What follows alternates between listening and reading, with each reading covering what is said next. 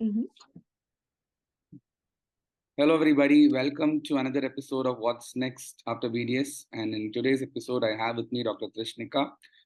She's my UG classmate, actually, and I still remember the first time I met her was in the anatomy cadaver lab.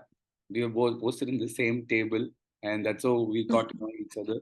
And it's been almost more than 2010. I think it's like we are now almost 12 years of knowing each other.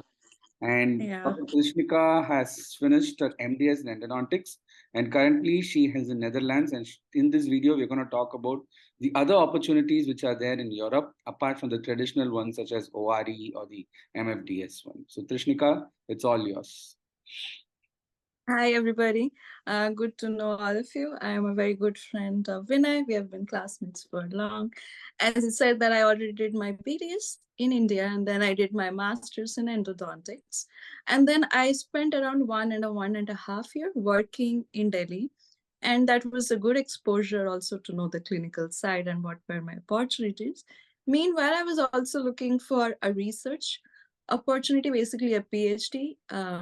Outside India, basically in Europe, because I have learned that if you want to practice in Europe, it is very difficult because you have to learn the language, go through certain procedures, and eventually you might have to do another course for master's course maybe, and then you end up practicing. So I wanted to skip that line, and I heard that okay, if you do PhD, you get other jobs in research as well as assistant job, research assistant job, or also in the corporate world. Okay. So I took up that thing and I was applying for PhD from 2019 onwards, and it was a very lengthy journey. As a dentist, I would say it was very difficult to get into a PhD because the type of program we are doing, it's very clinical. So if you're doing a clinical, your research should be either in microbiological way, like where you check the antibacterial efficacy and all this lab work, or you do the policy related or public health related things. Again, when you are in the public health related things, you need to know the language, or you have done certain things, certain skills in a global perspective or a public health perspective. And sadly, I did not qualify for either of this Okay. because the microbiological research that I did for my master thesis, this is not to the level that they require. They require somebody who is a chemical engineer or who has done um, biomedics or something like this. Okay. And even though I did have masters, it was very absolutely difficult for me. So Just, then I just, was. just 1 second. Usually in India, when we say clinical or non-clinical with respect to dentistry, it's, the subjects like we have Mhm. endo, prosto, and surgery, and the other subjects coming under clinical, Yeah, and, the oral path and oral yeah. medicine. Oral medicine also, is, according to me, is slightly clinical. Maybe public health comes under non-clinical. So, uh, Mhm. what do I say? You need to have specific clinical research topics in order to get into that, or what would be the ideal criteria to get into a clinical research, the one which you said you couldn't make it? And Um, and I one other think question, and sorry, one other question. It's like, you having an MDS, did it help you? Because it's an additional qualification, right? A post graduation. Or Mhm. does it make a difference between a BDS graduate and an MDS graduate to apply for this? And also briefly tell us as to what is the process and how long it takes to apply. Yeah. So for the clinical thing, yeah, you can get a clinical PhD for sure. That is not a problem. But again, clinical means need to know the language, and Okay. that is absolutely necessary. And here, what they do, the students here, when they do their masters, along with their masters, they do their PhD. What we do as a masters, right? They do masters plus PhD because they do a master thesis that has a research work. But for us, we do our research as well, but it's still counted as a master's. But for them, it turns into a PhD. Yeah, they have certain hours to do. Oh, But if somebody is an oral path, I think it's better for them because they do with um, yeah, they have a lot of opportunities in microbiological fields, and if they're doing the related to those fields in cancer is one of the biggest topic in Europe.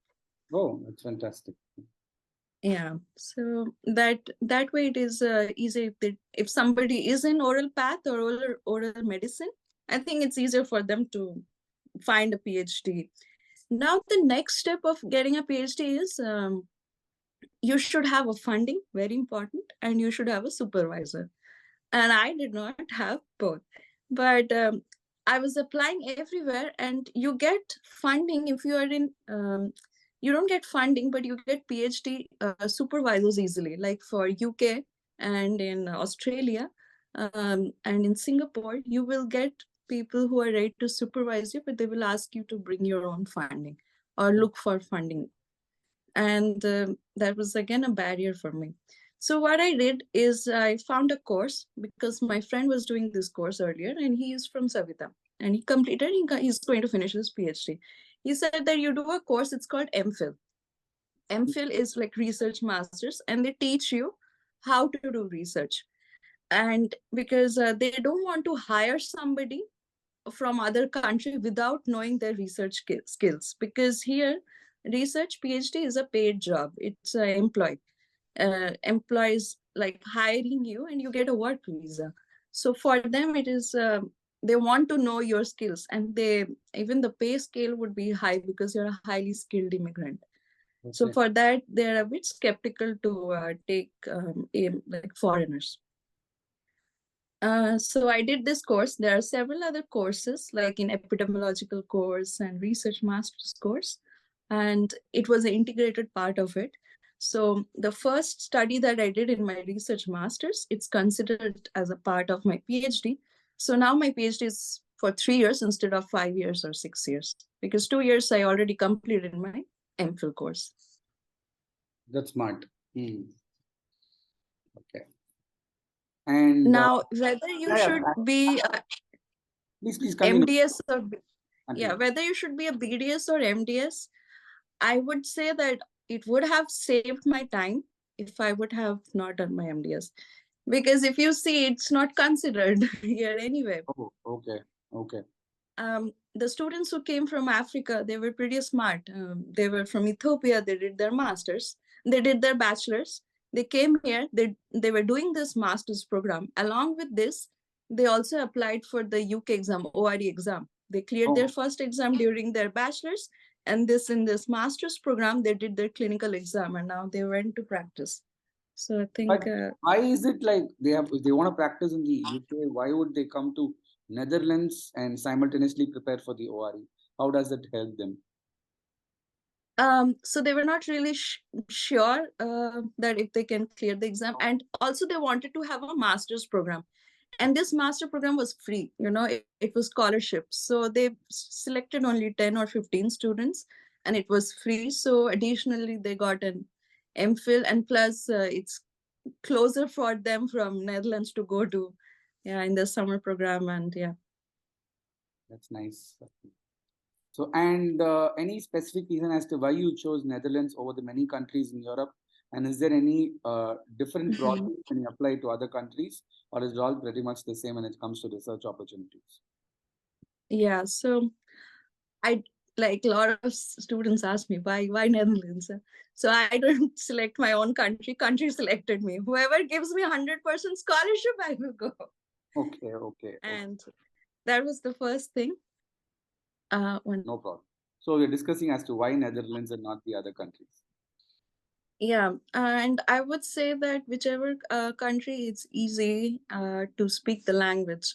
So here, and in entire Europe, I've seen people are more motivated to do any project related to mental health. Okay. And so they connect everything with mental health and healthy aging. Well, healthy aging could be a part of dental, courses too, like dental research too. So the thing is, I tried in Germany too, but in Germany, the fundings and the research that I could find, it was related not really with the dentistry, but very far from dentistry, but maybe stem cells of dentistry. And in this program, apart from getting my own stipend and funding, they were ready for me to make my own project. And that was a huge plus point for me. Mm-hmm. Again, if we go in the south of Europe, the pay scale is not that high. And I think if somebody does masters in India, they will get the same payment. So I would not recommend going again to Portugal or Spain. Yeah. Okay, okay. It's nice. Uh, what I wanted to ask you, yes, now are you planning to, once you finish your PhD, are you planning to write the license exam to start practicing dentistry also in Netherlands? Mhm. What's your plan from here? So I have two plans. First is to learn the language anyhow. It is very important, and when you are staying in the country, it's important to learn the language. Undoubtedly, that is my first thing. And there are two ways of going from here.